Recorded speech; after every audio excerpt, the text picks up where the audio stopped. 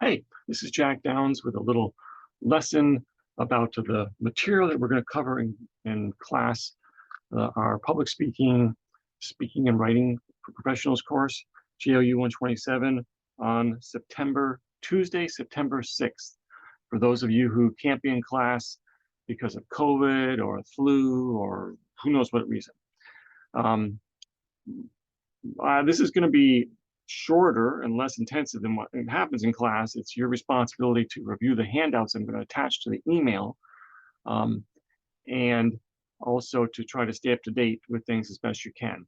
A reminder that for those of you who are also going to be out on Thursday, that is a presentation day, and both the presentation practice, and I mean practice with the teaching assistants, and the presentation itself must be done in person.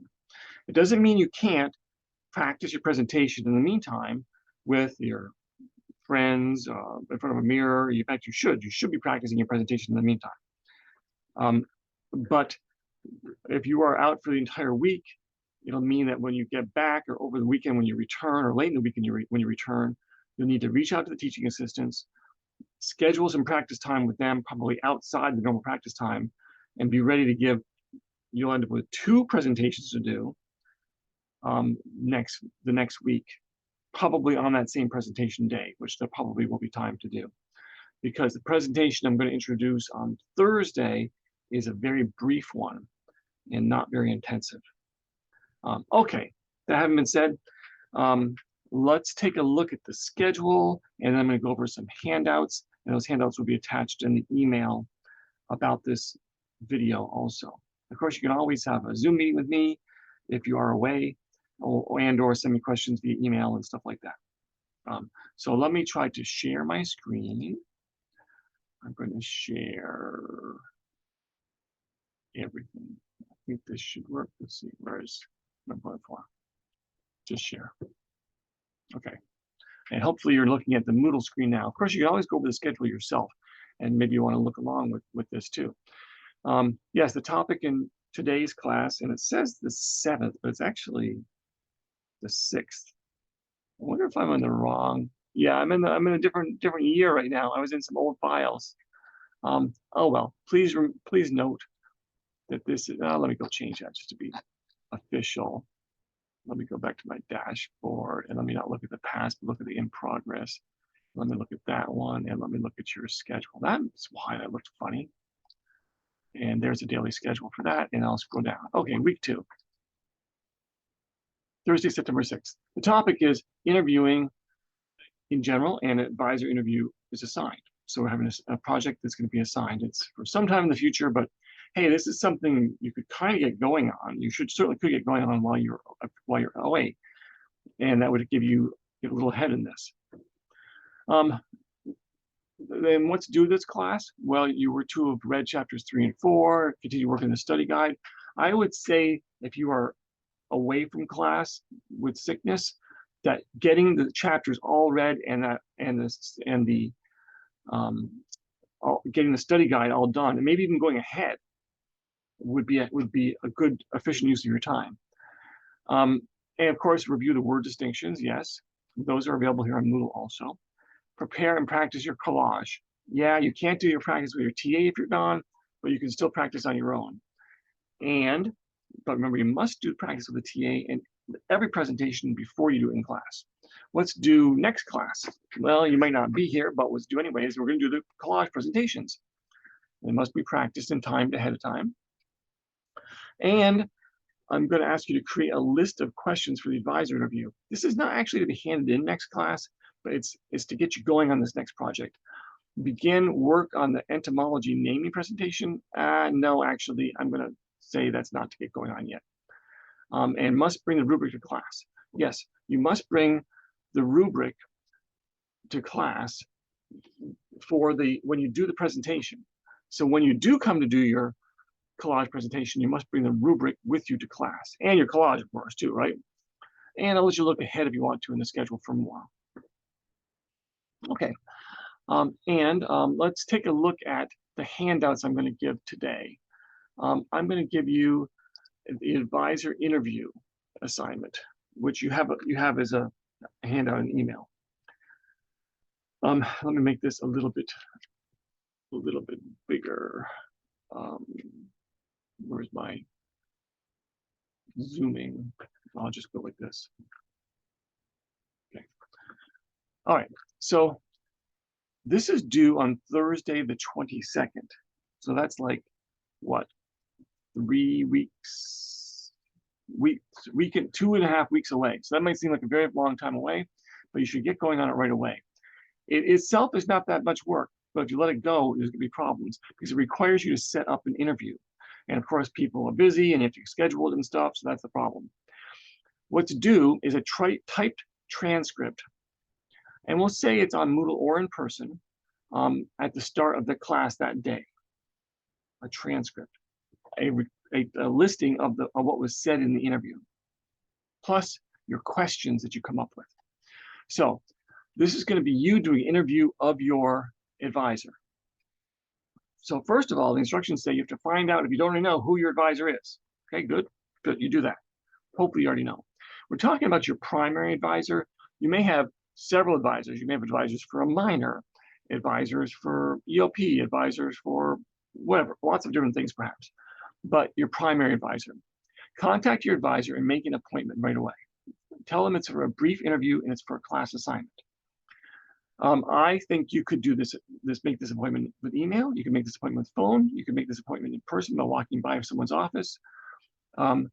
It's a good time also to figure out where the advisor's office is if you don't already know. And we will go over some other tips, or a handout with some other tips also.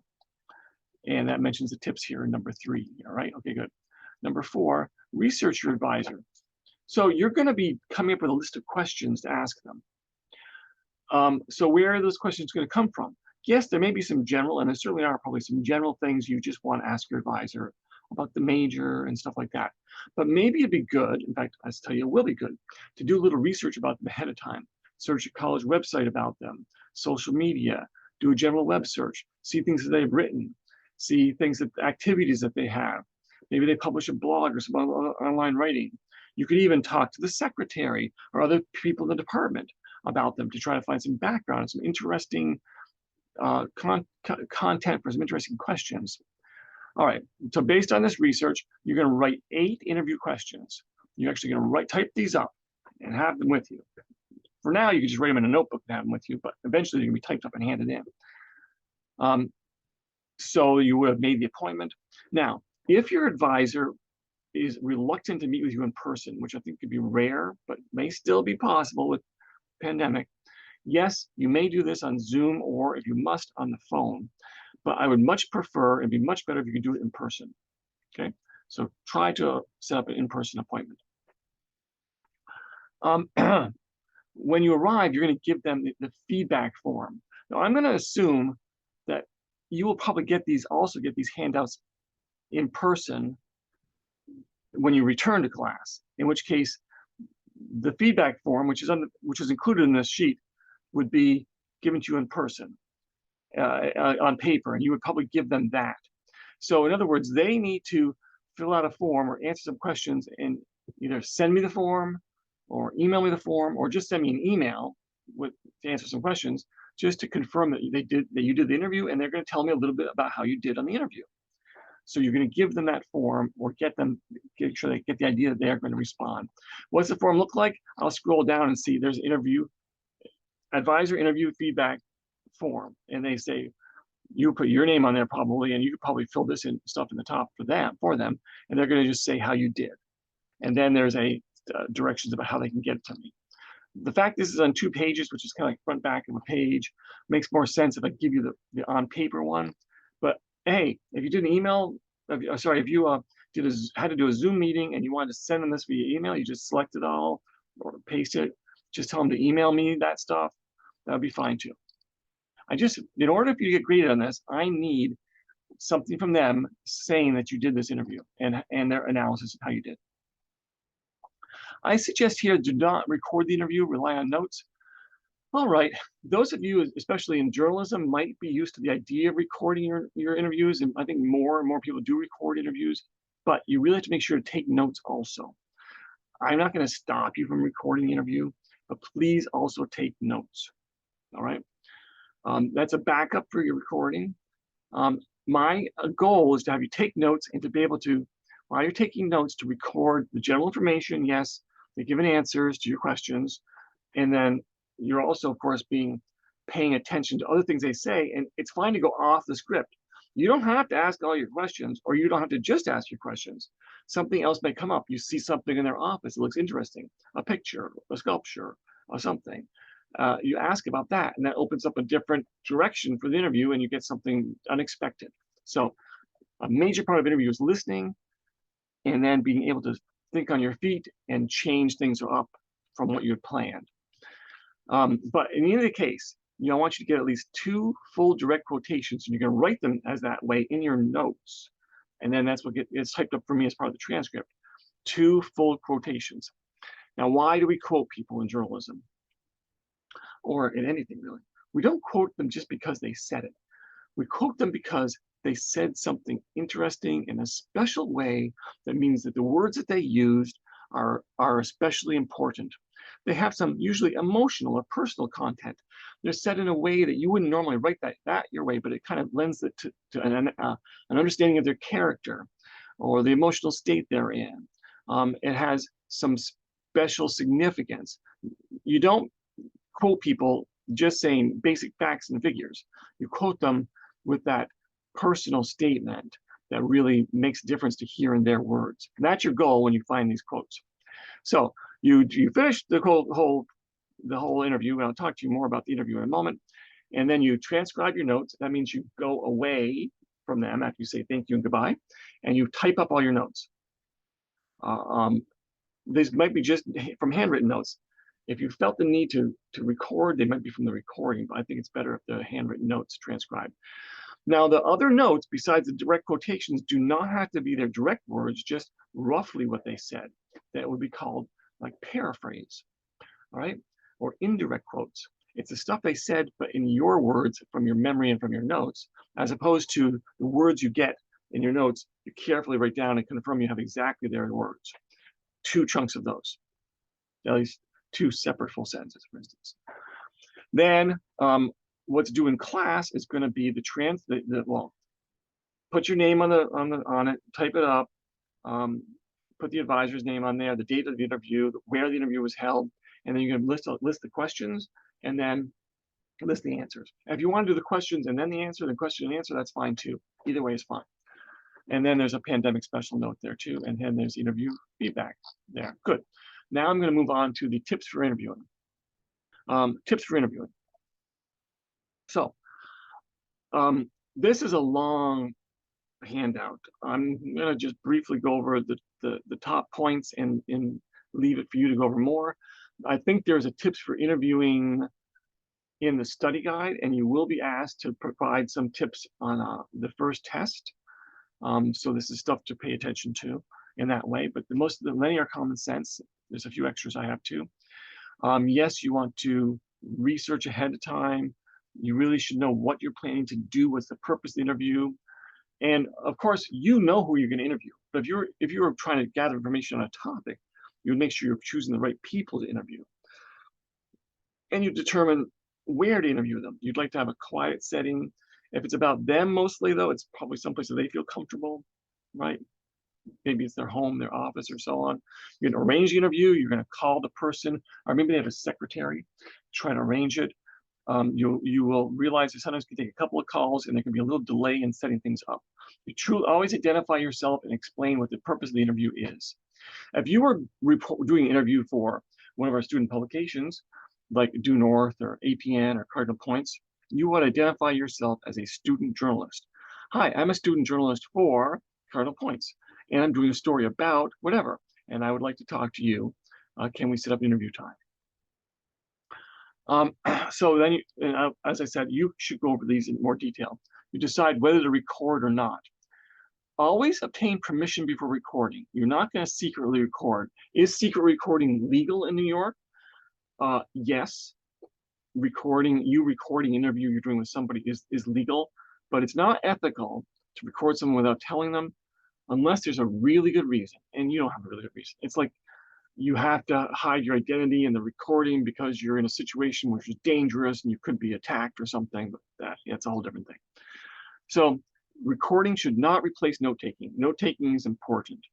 And if you have to write your story quickly, your notes will be much more important and more efficient than the recording. Recording is kind of like a backup. Keep the recording device visible. Don't hide it. You don't want people to forget they're being recorded. But also, you don't shove it in their faces. I think people are more used to being recorded now, so there's a less of a factor where they get nervous about having a recording device, but still you want to keep it visible, but not obtrusive. And this whole thing about backup, in other words, if relying on a recording means only a recording means that things go wrong. So make sure you have a backup in your notes, and maybe like if you actually had a recording device as opposed to your phone, these days it's usually your phone. Make sure your phone is charged well, okay? One of the problems with a recording device, especially a phone, I find also is that you start the recording and you're always looking down at it to make sure it's still going. And that takes your eyes away from that person. That's one of the issues with recordings too. Okay, but they're useful, especially if you're not going to write about that right away, or you want to have something you go back to, or especially if it's a difficult topic that you need to review. Prepare and organize your questions ahead of time. Yes, you would have them there.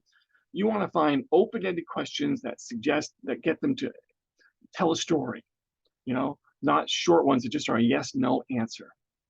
You avoid leading questions that kind of push them in the direction of an answer. You try to say them in a very personal way. You keep eye contact during it. And ideally, and this is tough, and you won't know this yet, but if you actually were in journalism or in anything where you're trying to take notes, there's lots of other fields where you would take notes from interview.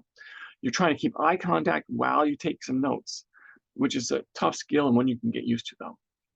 You may even, as some people do, develop your own, or maybe even learn the true shorthand so you can take notes very quickly. During the interview, you dress appropriately, you arrive a bit early, don't chew gum, you want to greet them with a firm handshake. You make sure, again, they know why you're doing this. And if you're going to do a recorder, you set it up, again, ask them about it. All right, about their names. I suggest you have someone confirm their name and title, and then you have them spell their name, even if it's a common name. And then if you're taking notes, you actually even show it to them to say, did they get the name right? Getting the name wrong is like, it's the most basic thing. Getting it right, and getting it wrong is one of the most horrible things. And their title too. You listen, key thing is not to focus so much on your questions that you don't listen. Keep your eyes on the subject. I'll let you go through a lot of these. There's some good suggestions here to try to get people to, and you can take control of the interview. If they just talk and talk, you can always interrupt and say, oh, let's get back to this other topic. Or if you're not sure what they said, you want them to go over it. Do you mean what you mean is, and then repeat it back to them. Right? Signal the end of the interview by, those are all my questions. Is there something else I should have asked about but didn't? I really like you to end the interviews this way because you never know. Once in a while, someone will say, well, something interesting we could have talked about. And then, whoa, it's a whole new topic. And it's great. Now, if this wasn't about your advisor, if it was like on a topic, something else you might say is there anyone else I could talk to? Who else would you suggest I talk to? And surprisingly, they might come up with a great possible source for some other information. And now that you have them suggesting you talk to that person, and now when you go to that person, you can say, hey, so-and-so suggested I talk to you. And then maybe not so much for this interview, but in general for interviews, I suggest the last thing you should do is tell them, hey, when I look at my notes, if I have any questions, I may get back in touch with you. What's the best way to contact you? You kind of open the door to you getting back in touch with them. And of course, you always say thank you. After the interview, you review their notes, transcribe them as soon as possible, and so on. And that's the end of those tips. Lots of tips there. Okay. I'm going to stop the sharing now. And we are still recording. Yes, we are. So last thing, although in class, maybe the first thing I do is I wanted to go over the tail end of that handout about communication apprehension. And especially that we were in the portion of it was about tips again there too. And let me find it. All right. And we covered a lot of it. We were on, if you're in the handout itself, on like past page 3. We're into the tips section here, right? And one of the tips, there are some tips we did not write on the board here, like prepare orally on your feet. When you practice, don't just sit on a chair and do it. Stand up. Speaking is a full body thing. And when you practice, don't just sort of say it to yourself like you're talking to yourself. Actually speak aloud, even if you're practicing by yourself. Okay, number 9 on page 4 actually is a long section, talks about redefining or reframing the situation. And I would be drawing on the board for this. I'm not going to bother for the Zoom call, but we think about how we imagine the communication process is happening. And this gets a bit more theoretical, and I'll let you read this section yourself. But the old-fashioned, I mean, when I say old-fashioned, I mean back in the time of the Greeks, when people were first studying rhetoric and talking about it. That idea originally of what was called rhetoric, or we call public speaking, was that I am the speaker. I have the information, and I send it to you, the listener, the audience, and you receive it. And if I do a good job, you believe me and you understand it and you learn from it, or I persuade you, right? It's a one-way, a linear, kind of a bullseye thing. We call this a linear action. Imagine an arrow going from the speaker to the listener or the audience, just a one-way thing. This is an old-fashioned idea, and it puts all the pressure on the speaker. That's one of the problems. And there's enough pressure on us already. And it's not realistic. Is that what really happens when we speak? We just stand up there and we're just a one-way thing out to the audience? No, it is not, right? Another model where you can frame what communication is happening is you can call the interactional or ping pong view. It's that I send you information, and then I receive information from you, and then I send you information and you receive from me. Imagine a ping pong ball going back and forth and back and forth. At least this puts a little less pressure on the speaker, and it suggests that information is coming back to you. How is information coming back to you? It's coming back to you in all kinds of things that the audience does, and how attentive they are or not, how much they move around or don't, if they raise their hands and ask questions or don't, if they seem to be taking notes or don't, if they seem to be having eye contact with you or not, if they seem to be smiling or frowning. There's so many things we're picking up all the time from our audience. And that's the problem with that model, is that it suggests that like information can only happen one way or the other, but not like all at the same time. And it's all happening all the time. We can't keep but communicating. We communicate constantly. You communicate constantly. Your audience communicates constantly. It's always happening. So what we tend to look at is something that's more of a transactional or spiral view. Imagine just a constant flow of communication happening both directions all the time. That's really what's happening. And that lets you know you're part of a conversation when you're public speaking, right? And it's really just a version of a conversation that's not too much different from you talking to a friend. And that should take a little pressure off you, perhaps reframing it in that way to realize it's not just you, it's about them also. It's about all of us together, and it's a spiral of communication happening. I'll let you read through that yourself. Some suggestions for reframing the public speaking include the idea that we are people creating meaning with other people, not just sending out arrows of information. That the best part of your speech is you, right? Share yourself, share your voice, be yourself. Our primary goal is to focus communication on our audience, right? And to receive it from them too. So this is a talk for them. You're doing something for them. Hopefully this gets you out of yourself. Remember, the public speaking is more like a conversation, as I suggested a moment ago. And if we look at what's similar and different between conversation and public speaking from your textbook, you will read that both share the same goals: to share information with people, to change or persuade, to entertain, to inform. It's the same goals, right, between a conversation and public speaking. They both require similar skills: to think logically, to adapt our message to the audience, right? If that's talking to your parents or talking to a close friend or talking to a romantic interest, you adapt your conversation to the audience. We adapt to different audiences when we do public speaking because we want to have the maximum impact, be that persuading somebody or entertaining them or informing them. A presentation, public speaking is more highly structured than a conversation, which is much more casual and relaxed. But we can also be relaxed in public speaking, but we do tend to have like an introduction, a body, a conclusion, more structured information. That's so our audience can follow their information. Okay, and some more things about reframing the public speaking situation is we try to use the we language. Instead of saying I, say we. We are going to learn about this. That means you and me. Try not to see your evaluator, your teacher, as a point factory. In other words, just don't think about losing or winning points. Just think about being yourself. Think about getting information out to those people. Think about serving the audience. Other ones, I think we went over most of these on the board the other day. Conducting interviews is a good way. We don't have to do an interview for this presentation or for the next, but down the road there will be at least one presentation where you will conduct an interview, get the information for the presentation. And doing an interview can help you with the presentation because you've already talked about it.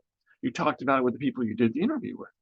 So you already have that experience of talking with them, which will help you talk with the audience.